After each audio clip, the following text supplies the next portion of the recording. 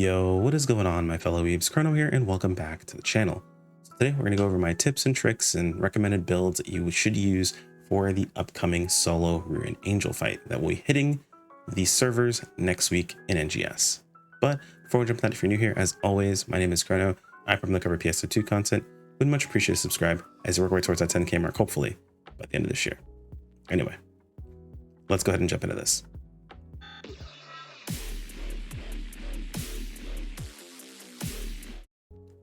So, quick disclaimer at the very beginning of this.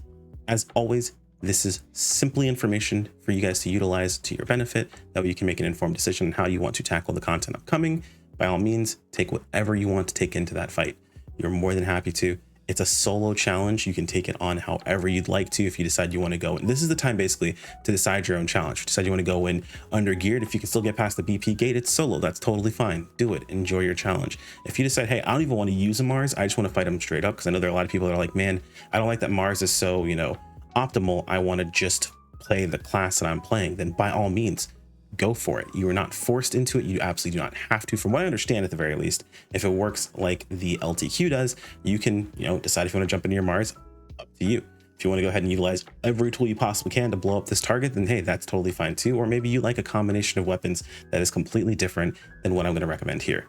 All those things are valid. I am simply giving you guys some information that you can decide how you want to go ahead and tackle this. And maybe you have a combination that's a bit unorthodox, but ends up being like absolutely god tier if you can play it absolutely correctly. I'd love to hear about it in the comments below. Let me know. But for now, we're going to go over what I think is going to be not only some of the strongest combinations, but probably the easiest to use when it comes to fighting this solo challenge. So there's really only two builds that I'm going to recommend here, and we're going to go over each one of them. The first one, you guys are probably already knowing exactly where I'm going with in this one. And you're probably thinking to yourself, why are you going in a video over this? Like, why are you choosing to make a video about this? You covered it in a previous video. Well, for one, I didn't really cover the skill tree in that previous video, and I hadn't really played more of it to say, like, this is exactly what I want to do. It was more about just saying, hey, this is crazy easy. And I'm surprised, like, basically to say, hey, look, I overlooked this and I was wrong. Now this is more of a, hey, look, this is really good. This is how I would go ahead and use it. And this is how I'd build the skill tree for it. So we're taking a look at it. It is going to be the Scylla Hydra combination. Now, if we're trying to go for min-max, realistically speaking, Scylla doesn't need much extra. It has pretty much everything it needs. So all I do is I put up a point into Hydra extended time. But even then, you don't have to. You could drop this point if you wanted to and put it somewhere else. This is one of those, like, I have a ton of extra points, so I can do that. I think I have 160 points overall for skill points. I believe max is like 260 or maybe more than that. I'm not 100% sure, but this is just, I had extra points, so I went ahead and used them here. But the most important thing is to grab Scylla. Take Scylla, take a point in Hydra. Honestly, just bring Hydra with you, even if you don't take a point in Hydra. You don't need it for anything but Hydra termination is what you're mostly looking for. And we're going to talk about how you can actually use a lot more Hydra termination than you might think. So yeah, we've got our Scylla here. Very, very straightforward, very simple. We've talked about how that works in the channel beforehand, but we'll show it off just like we did beforehand. The sub weapon we're taking is Linworm, primarily because we don't negate attacks. We essentially just move out of the way of them, and we're not dashing at all, so we're not taking Fenrir. Basically, Linworm is the only one that really has any form of synergy with us, which is just, it does things as long as we hit the target. And when we're hitting the target a number of times, it does even more things. So we take Linworm, pretty straightforward, pretty easy. And, of course, on top of that, we have some PP recovery rate, which is nice, actually very comfortable with Scylla, so you definitely want that. Linworm Jammer for damage taken. I mean, we don't want to take any damage in the first place, but hey, if we do take a hit, it's pretty nice. And then of course that extra attack just based on the number of hits. So, Fenrir has one for dodging, Fafnir has one for blocking attacks. This one is just based on number of hits. So it works out very, very well in our overall setup here. So going down, we have all the bottom skills here. As you can see, I am not taking any of the first three. No quick evade, no forward thrust or vertical thrust. I don't take vertical thrust in any of my build setups. I kind of just don't like vertical thrust. It's usually more of an annoyance, and it actually helps in most cases, which could be a skill issue. So if you happen to use vertical thrust and you find it's very good, by all means, take it. But I am not a fan. Outside of that, really, this is like kind of what you're looking at when it comes down to skills and common skills. The only ones that are really important are going to be critical hit rate up, potency. Well, I guess in this order is potency up, critical hit rate up, critical potency up, and I take PP up. Some would argue taking PP up before taking potency up before taking the critical ones is more important, and that's totally fine. If you want to go with that, that's totally okay. A big part of Scylla is maintaining your PP at a decent rate. You don't want to bottom out, but you don't want to overcap. So PP up is actually pretty nice, which is why we also take offensive PP recovery. And HP kind of is like the last dump stat that we don't care as much about. We'll eventually get to this. We care more about offensive PP recovery up. If you happen to miss my video where I talked about the entire skill tree, like every single skill, and of course, how useful the points are, these do have kind of like diminishing returns. After the first 5 points, it gets lower. After 10, it gets even lower, 20, so on and so forth. So if you want to spread out your points across everything, that's also totally fine. It's up to you how you want to go ahead and do that. But I don't really need HP or PP, or sorry, HP recovery up or HP. And then these are kind of just the ones that are the best for me personally. So feel free to spread it out how you'd like to, but I would just skip these 3 at the top.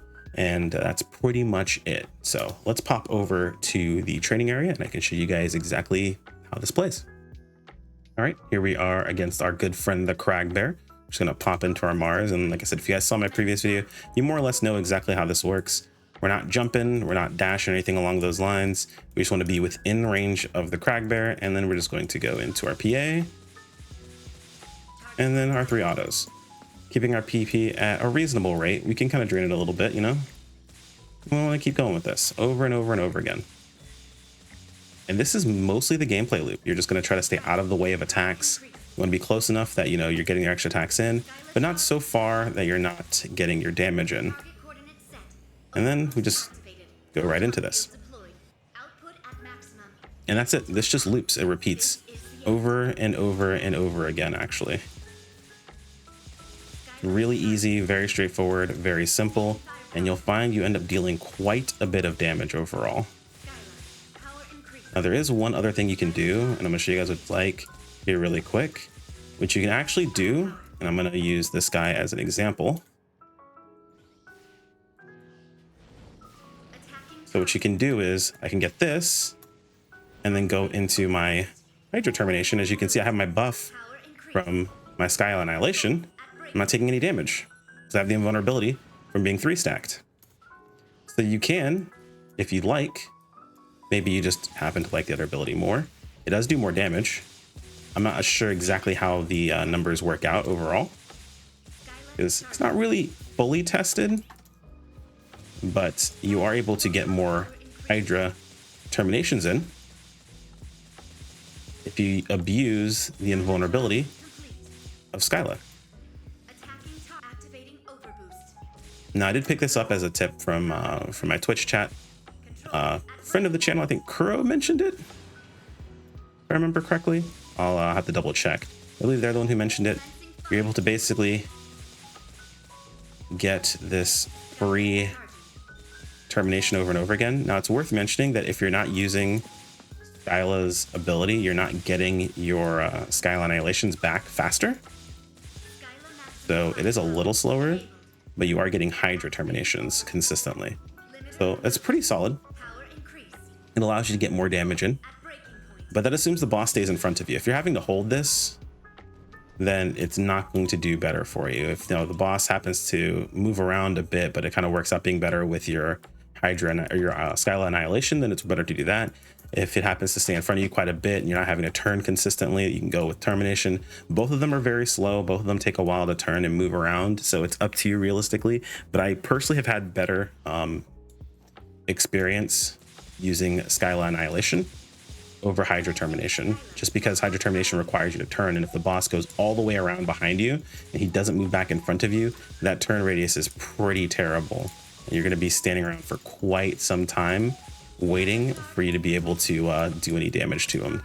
So this just allows you to basically get this damage off fairly quick. And of course, if you need to move someone else, you can see that moves pretty quickly just by looking at the target. I mean, granted, it's not super fast, but it is faster than Hydra termination. So for a boss like Ruin Angel, I would honestly recommend going with that. And as you can see, I already built up Scylla much quicker too. So you just get off more annihilations faster. But the termination, the termination usage can be good if you can manage to land all your terminations faster, or well, I guess if you land all of them without having to essentially hold any of them or turn. So we're gonna go ahead and head back to the skill tree, and I'm gonna go ahead and show you guys how the other option works in just a moment. All right, here we're back at the skill tree. So my second combination that I would recommend would be Hydra Nidhoggr. Now, this is a bit of a weird spot for solo. To be honest, it's mostly just Hydra. every setup is gonna want to have Hydra just because the Hydra termination is pretty powerful if you can use it against bosses. One time I think I don't take Hydra is if I'm solo, or not soloing, if I'm no, even then, yeah, I was gonna say even if I was gonna say if I was using it for AoE, but I still take Hydra even for AoE, but not for termination, but for its actual PA. But that's besides the point, something different here. Anyway, so Hydra, pretty powerful. Overall, it's around the same damage around that Scylla is. I feel like it can push out more damage than Scylla purely due to the fact that not only do you have Hydra termination, but if you're actually getting proper step counters in against a highly aggressive target, something probably like Ruin Angel is going to be, you will likely push out more damage overall than just the Scylla, you know, spam away as usual. However, I feel like it's going to be easier to use Scylla than just stay out of the range of stuff instead of having to time, you know, dodges and things like that. Since not only do you get, you know, full charge on your shots whenever you dodge through something, you also get counter damage. So you see, Hydra evade counter gives you a counter whenever, or gives you a follow-up attack on their locked on target whenever you sidestep something, along with taking Fenrir, which Fenrir gives us the extra dodge, and it also gives us the support action and an extra attack on in time that we dodge. So very, very synergistic with Hydra, pretty easy to use. Nidhoggr is nice, like in not AoE, I'm sorry, usually like in party situations. You can, you know, put a weakness out there for people, but realistically speaking, you're not going to make much use out of Nidhoggr. So if you were to say like, you know, I prefer to just take full Hydra and full Scylla, and then, you know, in situations where I can use Hydra, I'll use Hydra. In situations where I want to use Scylla, I can use Scylla. That would work totally fine. You could actually just do that and then pull a couple of points from some of the stuff that I, you know, invested in down here, pull them in, toss them into Scylla, and then you probably are going to be more or less able to cover every single situation. Maybe you just occasionally want to swing a sword and you're like, you know what, having Garm killing prize could be really useful to me, or, you know, getting close to my target very quickly, like say for example something like Garm quick assault could be fairly useful, right? Like if you're out of range, out of melee and out of range, I guess, out of melee and out of gun range, you can take something like Garm quick assault and step towards your target, and you'll fly at them or something like that. So it's totally up to you how you go about it. The most important thing though is just you take Hydra. Like Hydra's really good. It synergizes very, very well with Fenrir, and I believe with the two of those together and proper step count or stepping through abilities, you'll be able to push out even more damage than Scylla can push out. Assuming, of course, you land all of your terminations, and assuming that you're able to maintain your damage uptime with Hydra's added little mini game that it does. But we'll talk about that here in just a moment. Going down, we already talked about it. You're going to take Fenrir just because it synergizes so well with Scylla for its dealing with the incoming damage. In this case, of course, we don't take vertical thrust. You do take forward thrust and quick evade. You can actually drop forward thrust if you're taking something like Garm quick assault, because it kind of just covers the same thing for you in most situations. Granted, you have to step through something, right, for Garm quick assault to work. But forward thrust, if you just step towards your target, whenever you're locked on, you'll fly towards them. So it's a way to, you know, close the gap, make things a little bit easier for you. I'm a little sad that, like, you know, all these things that make it easy for you to do melee damage, or you have to go with, like, you know, with nullifying. So I would love to have like a melee setup using Fenrir and Garm Nidhoggr versus going with something like Fafnir, where it's like if you nullify attacks, it does more stuff. But that's neither here nor there. So we don't take vertical thrust, we take forward and quick evade. Of course, we max out potency, crit rate up, crit damage up, and then PP up, just because it's the way things ended up being. Honestly, it's less important for this setup to max out PP up, because realistically speaking, you want to drain all your PP as quickly as possible, which you do with a single attack, and I'll show you guys how that works here in just a moment. And then of course, regenerating PP, you're really not that concerned with. You just really want to drain it again. So like you could, in theory, if you're like, let's say playing it something safer, you could drop the points in offensive PP recovery, and even PP up, to be perfectly honest, and you could go with something a lot safer. So like, let's say we did this here, went with 5 here, I'd be able to essentially put what, 20 and 20 into these. Oh, even more actually. Can I finish these? I don't think I can. Okay, so 25 these basically, and this is totally fine. This is actually completely okay. What you'll get out of this is you'll get more survivability, and that works out perfectly fine. You don't need the extra PP, you don't need the extra offensive PP recovery up, so that's totally fine, and you can work with this setup overall. Well, let's go ahead and pop into the training hall, and I'll show you guys how this one works out as well.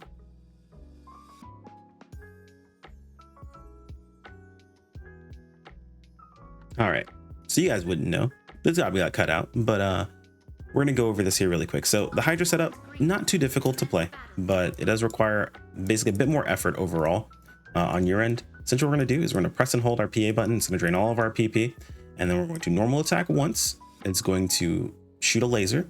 We're going to use the weapon action to reload, which will put us at maximum fire speed, and we're going to repeat that process overall, right? So every time we laser, we're going to reload to make sure that we maintain max fire rate speed, and we're going to use our PA, we're going to press and hold it to bring us down to essentially 0 PP, so we get into that max fire speed again even faster. So let's go ahead and do this. I'm not going to talk while I do this because I'm pretty bad at this process and I'll probably mess it up, and I totally have messed it up already. Haha, shush. All right, do it. Commencing fire support.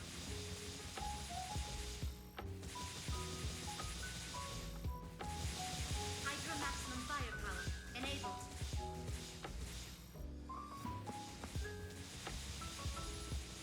I already messed up. I already messed up. You can see a little light flash.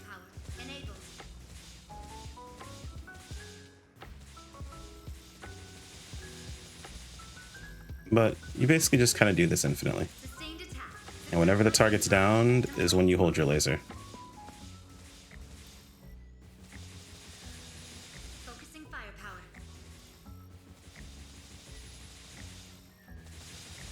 And yeah, that's basically it. If the attack's coming at you, you're going to step counter it. So let's come over here to this target here.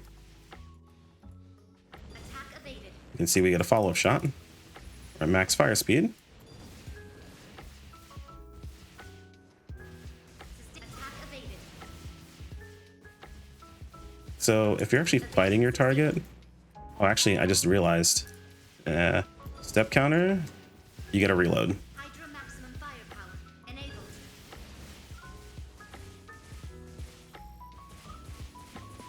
Commencing fire support. So if you need to maintain, No damage sustained. just make sure you reload after you step counter. Let you know how much I've actually played Hydra. Complete.